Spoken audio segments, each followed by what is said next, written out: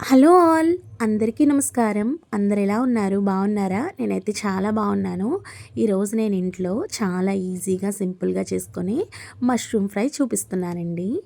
ముందుగా మష్రూమ్ని అయితే 2-3 సార్లు నీట్గా వాష్ చేసేసుకోండి, మట్టి ఏమీ లేకుండా. ఇప్పుడు ఒక గిన్నెని తీసుకొని అందులో కొన్ని వాటర్ వేసుకొని వాటర్లో కొంచెం కల్లుప్పు వేసుకోండి.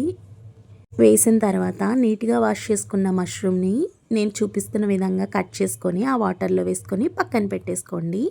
ఇప్పుడు స్టవ్ వెలిగించి స్టవ్ మీద ఒక ప్యాన్ పెట్టి ప్యాన్లో ఆయిల్ వేసి ఆయిల్ హీట్ అయిన తర్వాత మనం కట్ చేసి పెట్టుకున్న మష్రూమ్ ముక్కలు ఉన్నాయి కదండి, అవైతే అందులో వేసేసి అందులో కొంచెం పసుపు, తగినంత సాల్ట్ వేసేసి మంచిగా ఒక్కసారి గరిటె పెట్టుకొని కలుపుకొని మూత పెట్టి ఒక 2-3 మినిట్స్ లో ఫ్లేమ్లో మగ్గించేయండి.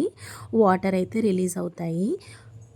ఇప్పుడు మూత తీసి వాటర్ అంతా పోయి ఆయిల్ పైకి తేలేంత వరకు ఈ విధంగా ఫ్రై చేసుకొని ఇప్పుడు అందులోనే అల్లం వెల్లుల్లి పేస్ట్ని కూడా వేసుకొని పచ్చివాసన పోయేంత వరకు మంచిగా ఫ్రై చేసుకోవాలి.